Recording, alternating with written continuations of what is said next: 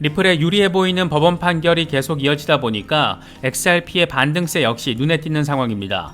이와 관련해서는 크립토 포테이토가 XRP가 이번 한 주 동안 주요 종목들 가운데 가장 좋은 실적을 거뒀고 이후에도 상승세 둔화 기미가 보이지 않는다라고 긍정적으로 분석했습니다.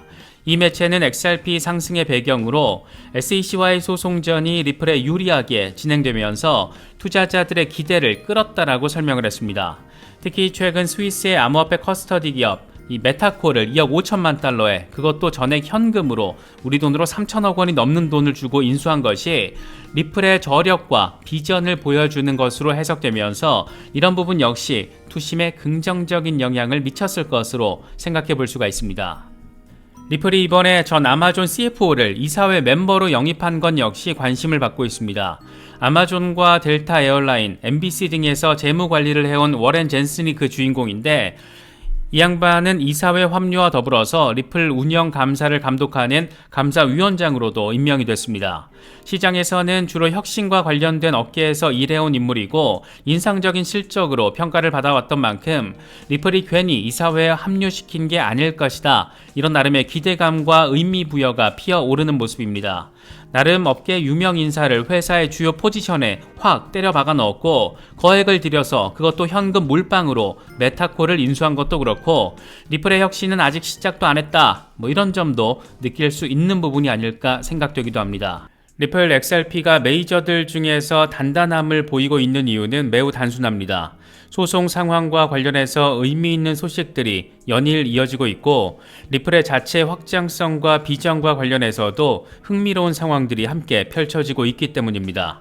먼저 우리의 최대 화두인 소송 상황이 예측 자체가 불가능한 그런데 리플에 상당히 유리한 소식들이 계속해서 더해지고 있습니다.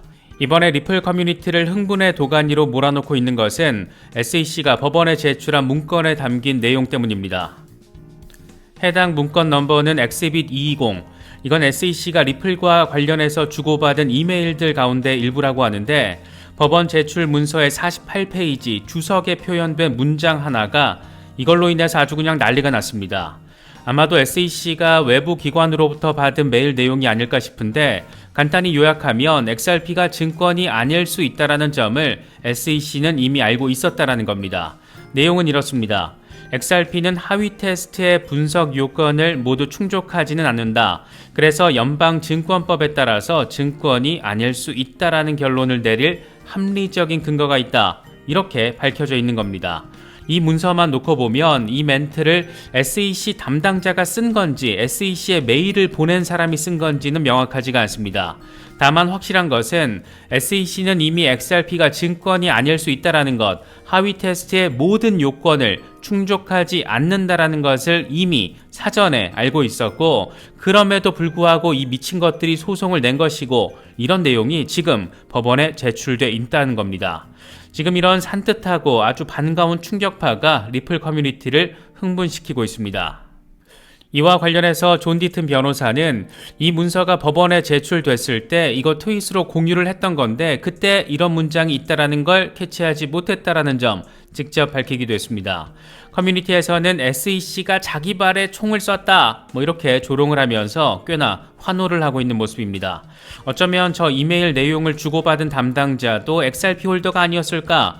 그래서 나름 엑스맨을 자처해서 SEC를 연맥인 게 아닐까? 별의별 생각이 다 드는데 아무튼 굉장히 아주 많이 무척 너무 많이 섹시한 상황이 지금 펼쳐지고 있는 그런 상황입니다. 이 문서의 저 표현, 다시 말해서 SEC는 이미 XRP가 증권이 아닐 수도 있다는 점을 알고 있었다는 것은 여러 가지 함축적인 의미를 제시해주고 있습니다. 왜 힘먼 이메일이 공개되는 일정이 연장되도록 SEC뿐만 아니라 리플까지도 함께 요청을 한 건지 이걸 왜 법원이 거의 실시간으로 승인을 한 건지 조금은 이해가 되는 것 같기도 합니다. 상황을 간단히 정리하면 아날리사 토레스 판사는 힘먼 스피치를 공개하라 이렇게 명령을 했고 지난해 9월 법원 명령에 근거를 하면 이건 판결 21일 안에 공개가 돼야 하고 그래서 데드라인은 6월 6일로 예측이 됐습니다. 그런데 SEC와 더불어 의외로 리플까지 공개 일정 그러니까 힘먼 이메일 공개 일정을 일주일 연장해 달라고 요청을 했고, 그러니까 SEC가 원했던 일주일 연장 요청에 리플이 동의한 셈이고, 그래서 지금 상황에서는 6월 13일 안에 공개가 될 것으로 예상이 되고 있습니다. 우리의 궁금증은 왜 리플에 도움이 될 가능성이 높은 힘먼 스피치 공개를 연장해달라고 한 걸까, 이 부분인데, 이번에 SEC의 저 헛짓 내용을 보면 SEC와 리플은 지금 합의와 관련된 내용을 논의할 가능성이 충분히 있고, 리플까지도 힘먼 스피치 공개를 연장 요청한 것, 그러니까 SEC에 대한 추가적인 공세 대신에 SEC가 원하는 것을 해준 것은 이를 통해서 리플도 원하는 걸 얻을 수 있는 상황으로 만들어 보려는 나름의 전략으로도 바라볼 수 있을 것 같습니다. 다시 말해서 SEC는 힘먼 스피치 내용이 공개가 되면 사실상 패소 내지는 패소에 가까운 판결을 받을 가능성이 상대적으로 더 높아지고, 이럴 경우에 SEC는 그렇게 원했던 암호화폐 규제권을 싹 다 가져가는 걸 이뤄내지 못할 가능성이 역시 높아집니다. 만약 리플의 완승으로 이번 소송이 정리가 되면 암호화폐 규제권의 핵심 키는 CFTC 쪽으로 이동할 가능성이 상당히 높습니다. 그렇다면 지금 돌아가고 있는 상황은 이렇게 정리가 가능합니다.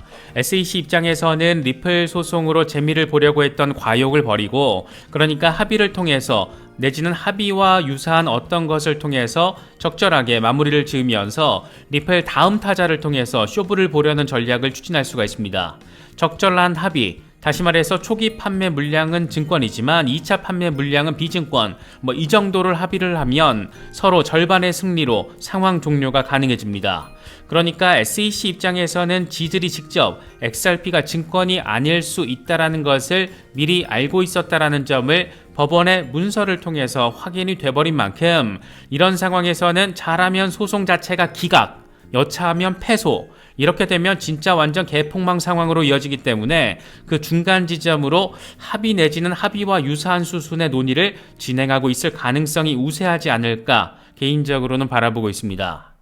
사실 6월 13일 이전 공개로 일주일 연장 요청을 리플도 동의했을 때 뭐가 있다라면 그건 합의 논의 가능성이다, 이런 생각이 들긴 했지만 합의 논의를 뒷받칠 만한 근거가 사실 명확치가 않았습니다. 그런데 이번에 공개된 엑스빗 220 문서, 다시 말해서 XRP가 증권이 아닐 수 있다는 것을 SEC가 알고 있었다는 내용을 담은 문건이 법원에 제출된 내용이다라는 것을 알고 나니까 어쩌면 합의와 관련된 기싸움을 양측이 지금 아주 빡세게 진행하고 있을 가능성 충분히 생각해 볼 수 있는 것 같습니다.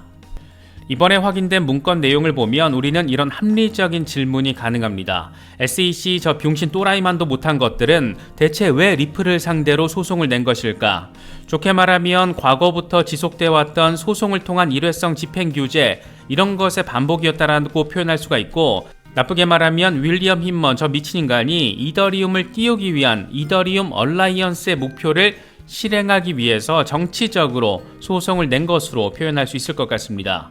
실제로 힘먼은 SEC로 오기 전에 일했던 심슨 대처 로펌으로부터 거액의 돈을 받았고, 심슨 대처는 이더리움 얼라이언스 멤버였고, 힘먼은 SEC에서 나온 뒤에 다시 심슨 대처로 돌아갔습니다.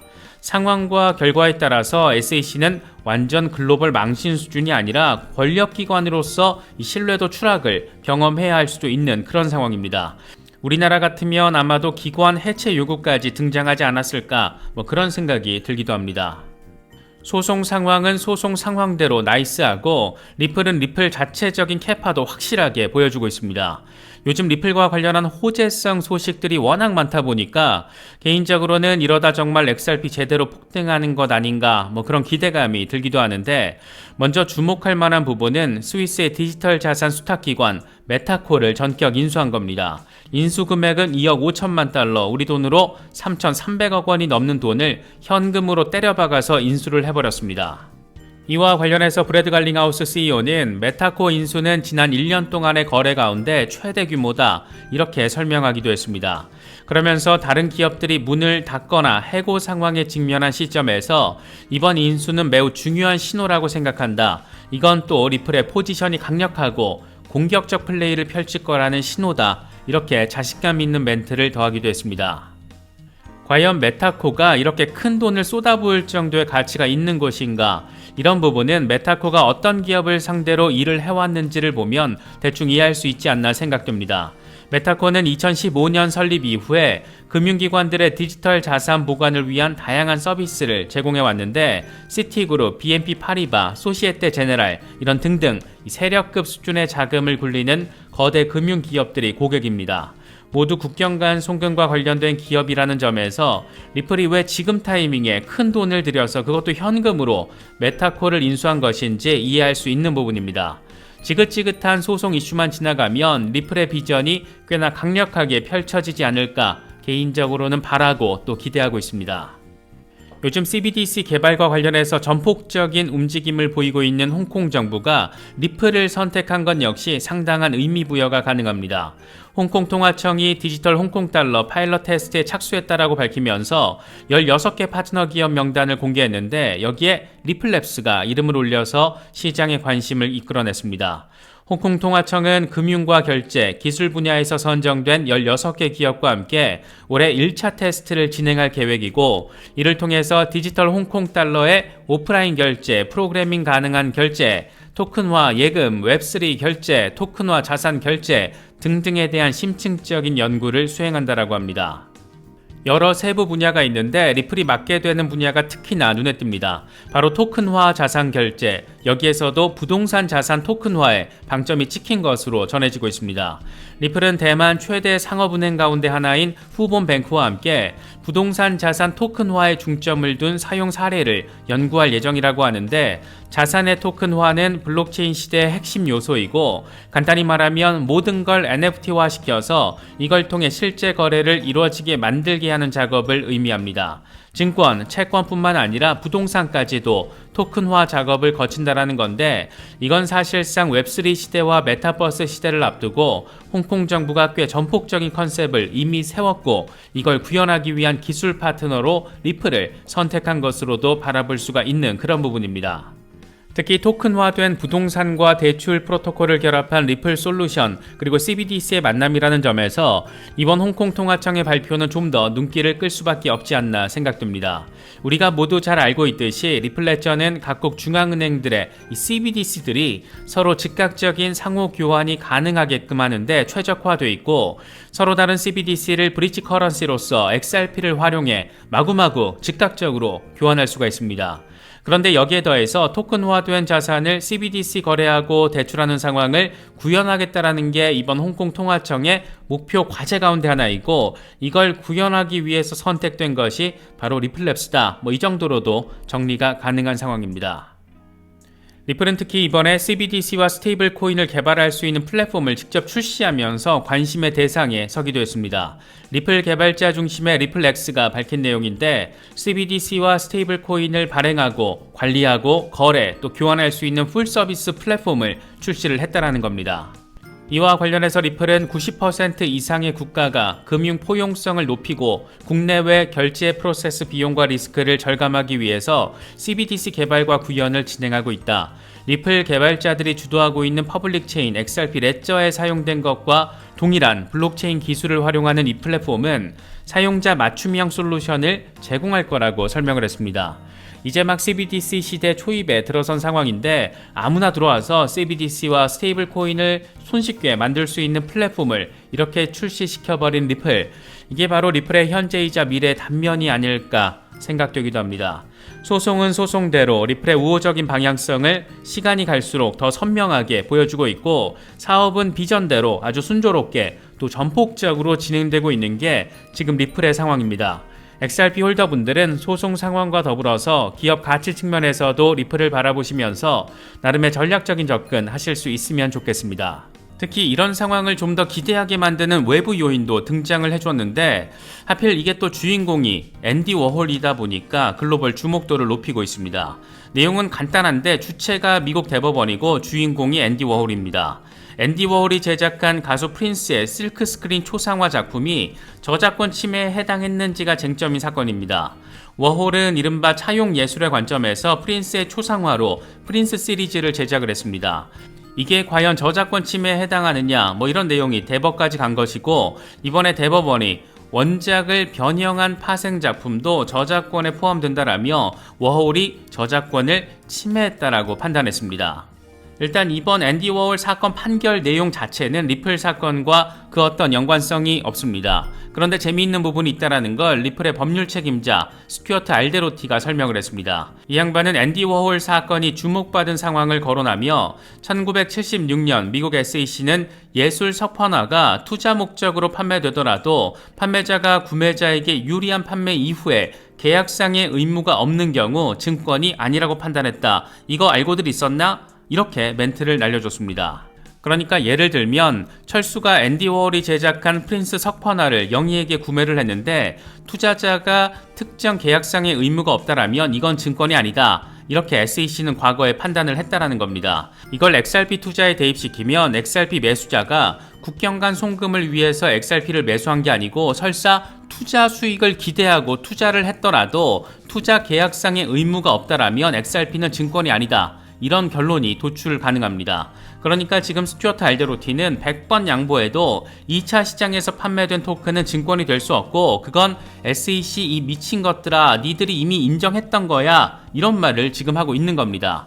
된장을 한 스푼 푹 떠서 입에다 넣어주고 이게 사실 똥이 아니야 이렇게 친절하게 설명을 해야 하는 상황 참 골 때리게만 느껴집니다.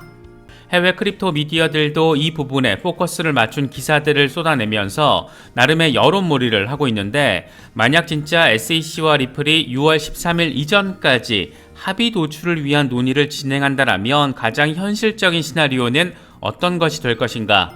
이와 관련해서 우리가 어제 라이브에서 살펴봤던 내용과 거의 비슷한 관점을 제시 하인즈 변호사가 제시를 해줬습니다. 이 양반은 리플 초기 판매 물량은 증권법 위반으로 밝혀질 것이다. 이건 SEC가 다른 많은 회사를 추적하는데 사용할 선례가 될 것이다. 기본적으로 자금 조달을 위해서 뭔가를 판매하면 투자 계약을 맺은 것이기 때문이다. 하지만 법원은 리플이 현재 판매 방식에 대해서 더 이상 증권법을 위반하지 않는 것으로 판단할 걸로 나는 생각하고 있다. 때문에 가장 큰 궁금증은 법원이 XRP 자체가 증권인지 여부와 초기 판매 물량만 증권인지 여부에 대해서 어떻게 다룰지다. 물론 법원이 이렇게 분리 판결을 할지 여부, 이에 대해서 나는 5대5의 관점으로 바라보고 있지만 논리적인 결론은 XRP 자체가 투자 계약이 될 수 없다라는 것이다. 이건 말이 안 된다. 이렇게 강조했습니다. 이 양반 멘트를 정리하면 초기 판매 물량은 투자 계약 성격이 존재하기 때문에 증권, 2차 판매 물량은 비증권, 이렇게 분리 판결이 내려질 가능성을 이야기하고 있는 겁니다. 이건 LBRY 사건 과정에서 재판부가 2차 시장 판매 물량은 증권으로 보기 어렵다. 이런 멘트까지 지금 나와준 상황이기 때문에 부분 판결 가능성을 놓고 양측이 합의 도출을 벌일 가능성 우리는 생각해 볼 수가 있습니다.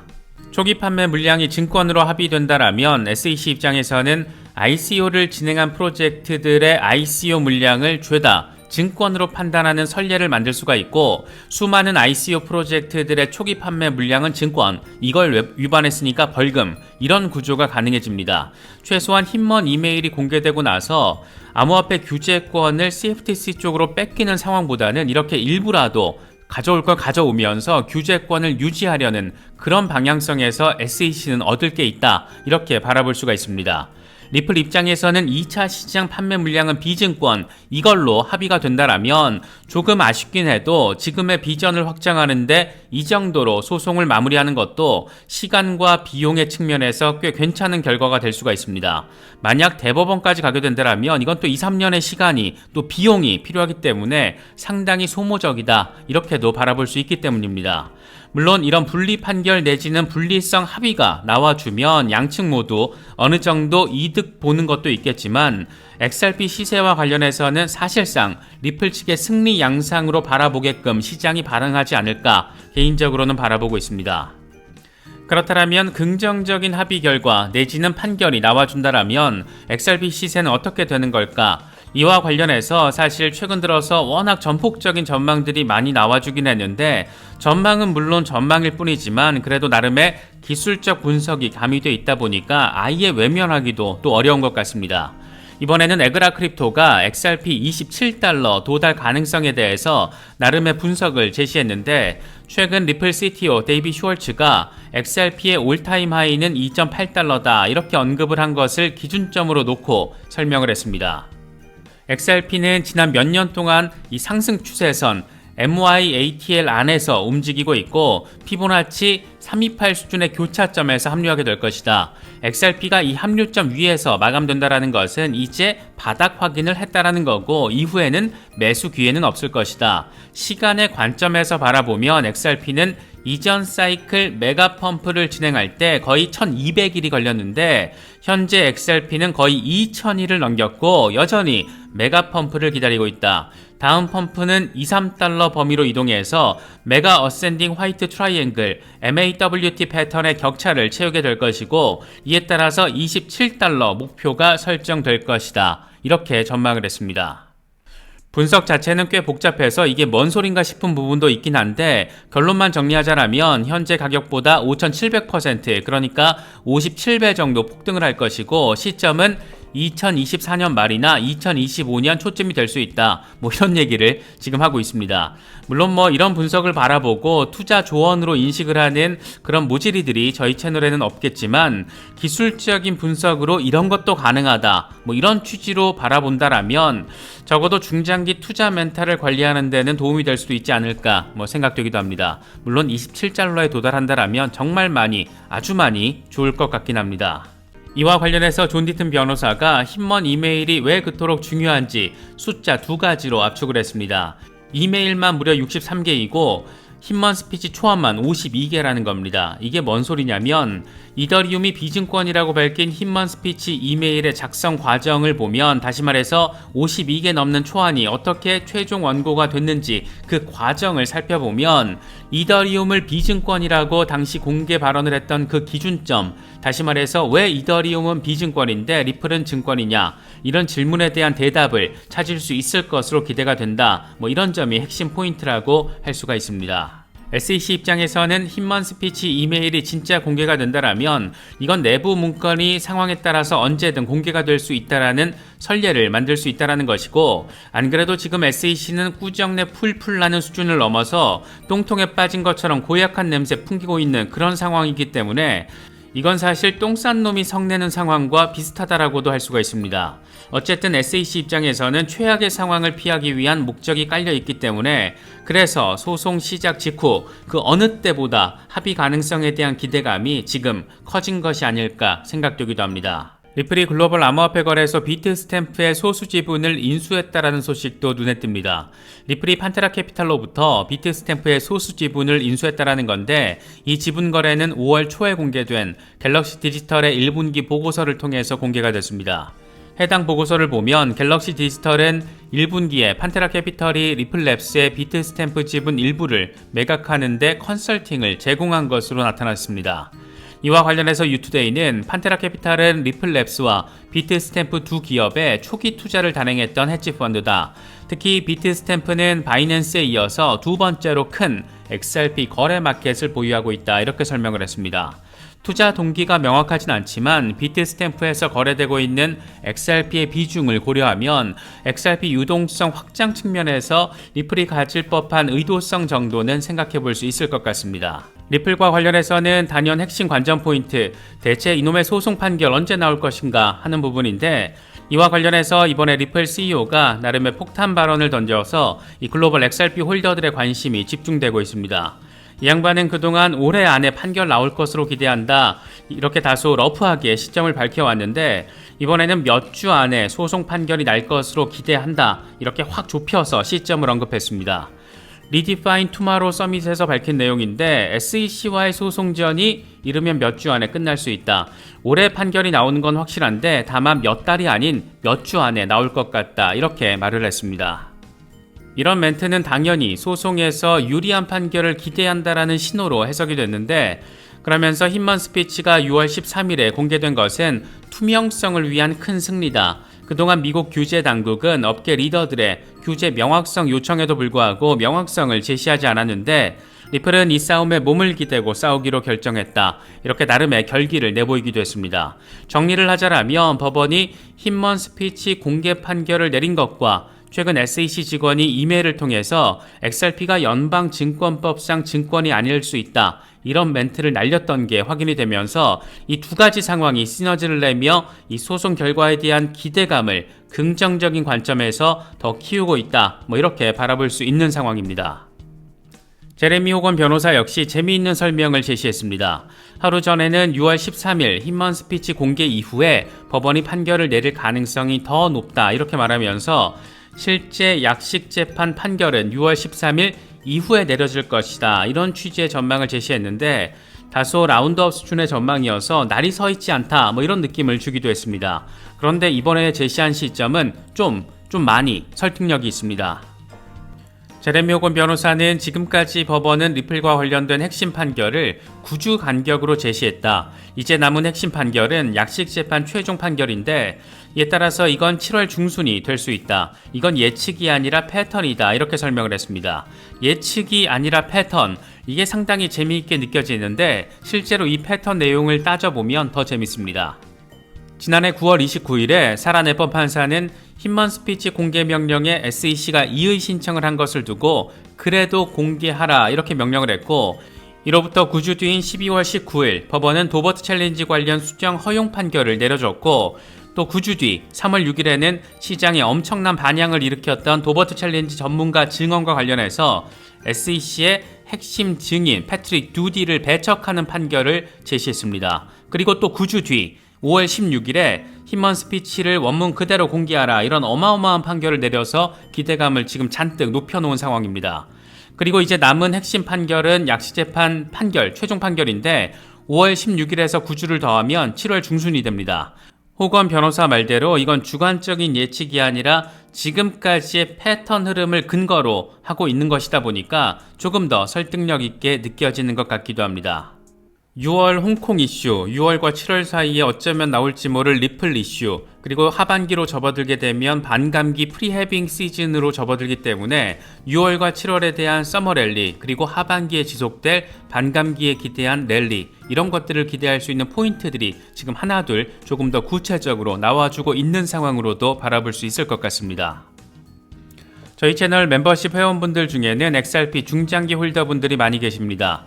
멤버십에 가입하셔서 멤버십 라이브, 멤버십 채팅 공간 등을 활용하시면 XRP 중장기 대응 전략을 짜시는 데 있어서 또 멘탈을 케어하시는 데 있어서 상당한 도움이 될 수 있다고 생각합니다. 더불어 채널 후원 성격도 가미되어 있기 때문에 저희 채널의 중장기적인 성장을 바라시는 분들께는 채널 후원도 부탁드리겠습니다. 지금은 멤버십 라이브 내용 일부를 편집을 해서 요약본으로 전체 공개를 하고 있는데 이 역시 조만간 멤버십 전용 콘텐츠로 전환될 예정입니다. 관심 있는 분들의 많은 참여 또 후원 부탁드리겠습니다. 이번에 준비한 영상은 여기까지입니다. 시청해주셔서 감사합니다. 지금까지 크립토 노마드였습니다.